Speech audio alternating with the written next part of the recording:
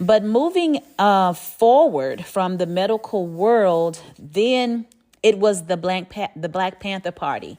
They revolutionized the concept. Now, everyone has a different understanding of the Black Panther Party, and you really don't know the extent of their contribution unless you really study it, research it, look it up, and hear people from the 60s and 70s share their stories. There are still people that are around us that were a part of the Black Panther. Whenever I run across somebody who used to be a member of the Black Panther Party, I'd be like, oh, talk to me, tell me. But contrary to, a lot of people's misconceptions about the Black Panther Party being rebellious in their military stance, they were very community driven. They were all about outreach and community. So they fostered health programs back then, and they would create these self-care strategies and these self-care packages. They understood the need to care for marginalized communities. They knew that healthcare was political.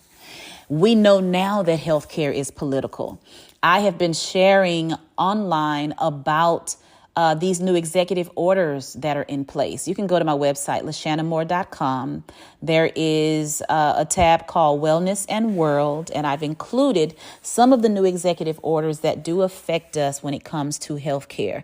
So yes, it is a political act of resistance when we talk about self-care, marginalized communities, and what access they have. And especially now, y'all, these disenfranchised communities will not be able to receive a lot of care and consideration from the EPA now as a result of new executive orders. So, side note there, please go to my website, lashannamore.com. I took some time to break it down. But some other things that Black Panther Party did was they had a free breakfast program. They had medical clinics. One of my long-term goals is to have a mobile clinic. They had community support. They had all different types of strategies for self-preservation. And it was a radical act of what? Self-care. One of my favorite authors and orators and philosophers, Audre Lorde, it was 1988 in her writing A Burst of Light. And she said, I have come to believe that caring for myself is not self-indulgent. Caring for myself is an act of political warfare. When we really think about the word warfare and resistance, it is literally us breaking down that term, that meaning, to say that I have to defy what a systemic and patriarchal culture has wanted to deprive me of, has wanted to dictate whether or not I am worthy of putting myself first, considering my well-being, considering my health care, paying attention to my headache, noticing when my body is trying to message something to me. Why? Because we are busy attending to the home, 50s and 60s. We are busy catering to our husbands, 50s and 60s. It was around the 70s that things started to really revolutionize. Women were starting to take more, not just interest, but active participation in marches and in protest and in creating programs for other women. I love the quote by Audre Lorde, caring for myself is an act of political warfare. It is not you trying to be disruptive for the sake of being loud. It's not you trying to cause a scene, be dramatic, be theatrical, be hormonal just because you are the female gender. No, it's us recognizing that for ourselves and the girls that are coming behind us, we had better do something, not just for the quantity of life, but for the quality of life. And so that's a big part of how we are responding now in the area of wellness and self-care. Now, as with any other system, as with any other new behavior on the scene, we have to find our moderation. We have to find our modification. We have to find systems that work for ourselves.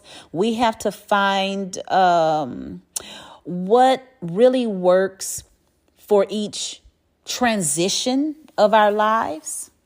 By the first half of the 20th century, the advertising industry had started to take advantage of this whole idea of self-care. There was a lot of consumerism in the beauty and body care industry, and that really kind of turned self-care into more of a glam approach, and that had a mixed impact on self-care. Appliances, again, this is during the age of consumerism. So appliances became widely available, and a part of selling them and making them attractive and to improve the quality of life was to use self-care, the idea of self-care as an attractive offer. That's really when the Keeping Up with the Joneses kind of was inserted into the whole narrative of home life and of lifestyle. And it started, Keeping Up with the Joneses was totally about domestic care first. It wasn't about living the glamorous life. It started as a domestic achievement. So from the medical industry to the civil rights movement, women's liberation, self-care clinics starting to emerge and be established, self-care clinics specifically for women. I'm thinking about Cecile Richards, who was the leader of Planned Parenthood, who just passed away.